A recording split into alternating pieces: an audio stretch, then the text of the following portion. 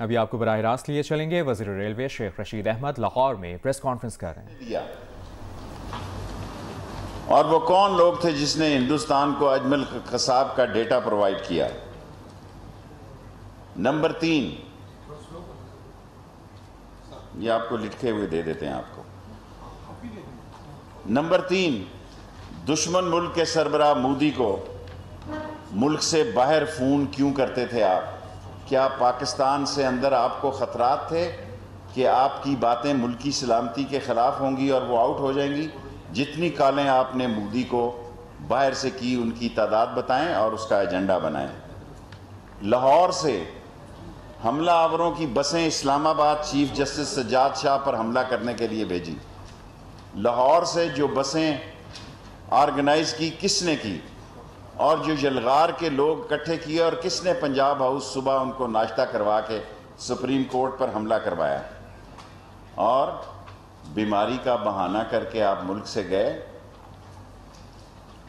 Vote کی بات کرتے ہیں، کوٹ کی بات کیوں نہیں کرتے؟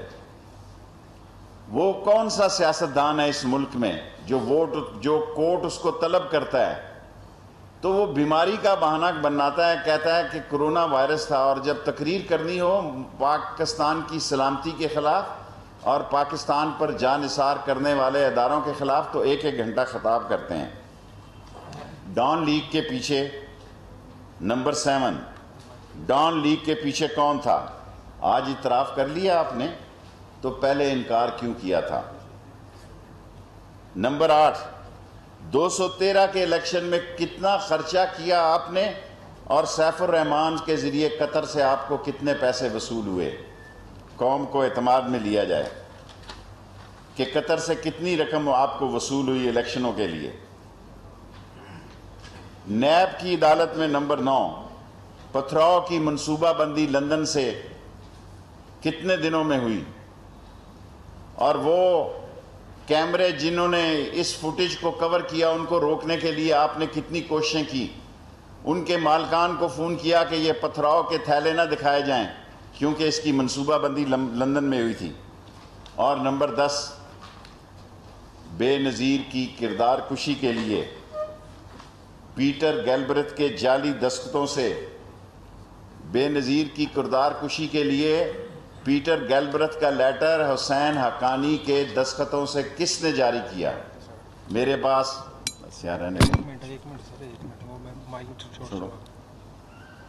میں آج 10 سوال چھوڑ کے جا رہا ہوں اور مجھے امید ہے کہ سوار تک ان 10 سوالوں کے جواب مل جائیں گے کیونکہ میں مختصر پریس کانفرنس کرتا ہوں.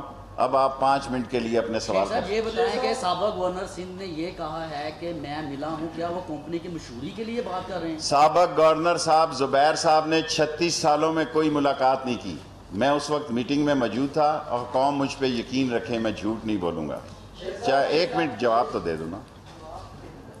اس وقت جس وقت چیف آف آرمی سٹاف وہاں موجود تھے اور کیا نا general Humayun corps commander Karachi موجود تھے، میں بھی انہی 6-7 لوگوں کے ساتھ بیٹھا ہوا تھا.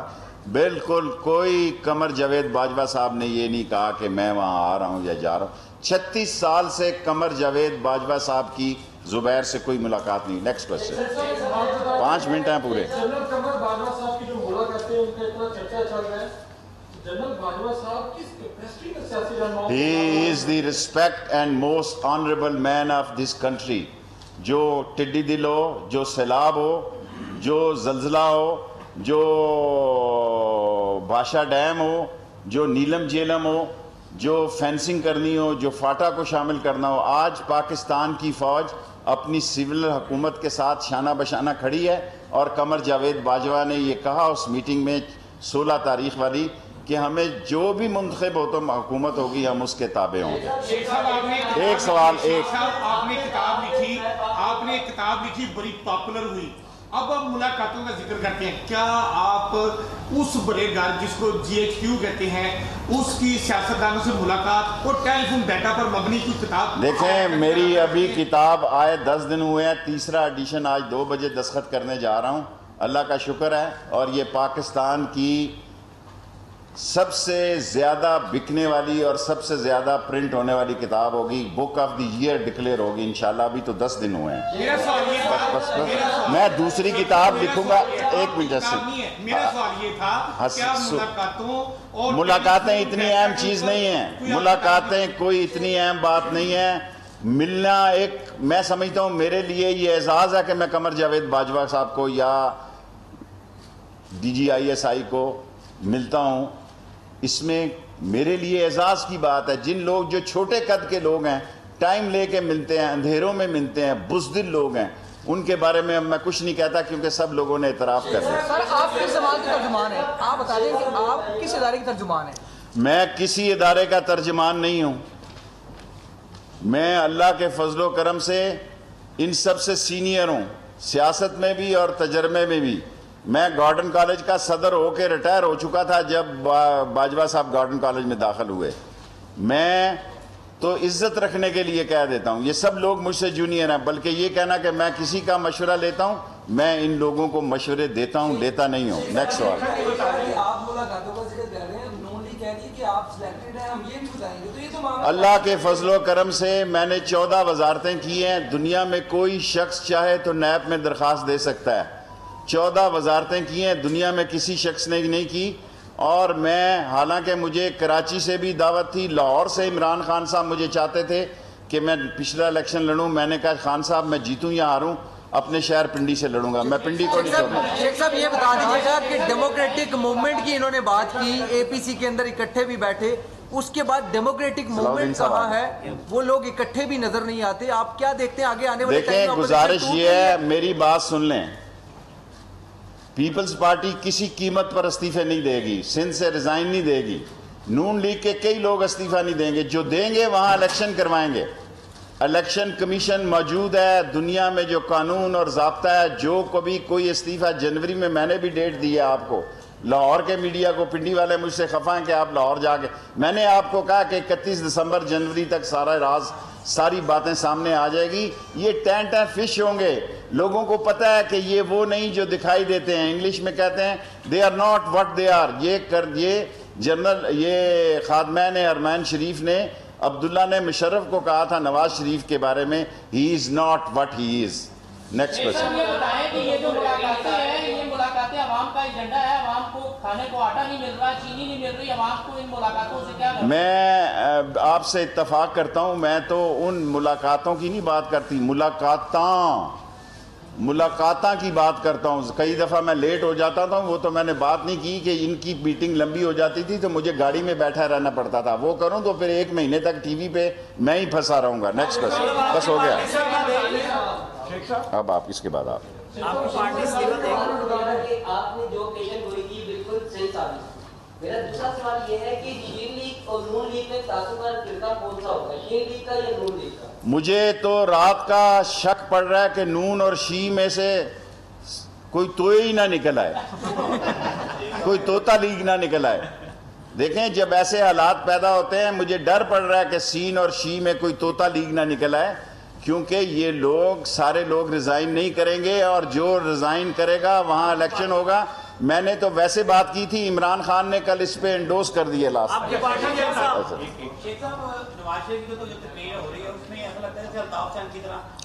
الطاف حسین سے زیادہ، الطاف حسین تو نون تھا. نواز شریف نے شرافت اور محب وطنی کی دریڑ میں انفلنس ایجنٹ، دیکھیں میں لفظ استعمال کر رہا ہوں انفلنس ایجنٹ، کل اس کو غلط نہ کوئی تشبیہ کرے.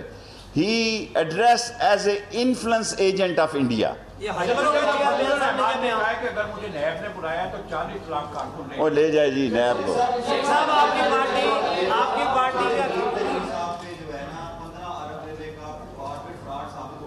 کس کے اوپر؟ جی دیکھیں جب انسان کسی، میری اب سوال میں نے سن لیا جہانگیر ترین کا، میں آپ سے عرض کروں انسان سے کیس مرتے دم تک نہیں ختم ہوتا جب تک وہ عدالت میں ٹرائل نہ ہو. سو جہاں اتنے لوگ بھاگے ہوئے ہیں یا مفرور ہیں اس میں وہ بھی شامل ہو جائے گا، لیکن کیس سے بچ نہیں سکتا. صلاح الدین صاحب آپ کی پارٹی کہاں کھڑی اور آپ کی پارٹی ریزائن کرے؟ میری پارٹی تو ریزائن کرنا نہیں چاہتی. شین لیگ جو ہے وہ بہتری کا راستہ اختیار کرنا چاہتی ہے، لیکن نون لیگ جو ہے اور میم لیگ جو ہے، نون اور میم کا جو آپس میں اتحاد ہے، یہ پتھراؤ کی سیاست جو نیب پہ ہوئی، یہ لندن سے پلان ہے۔ آپ کا ہو گیا ایک سوال، آپ کا بھی ہو گیا۔ Last 3 question only.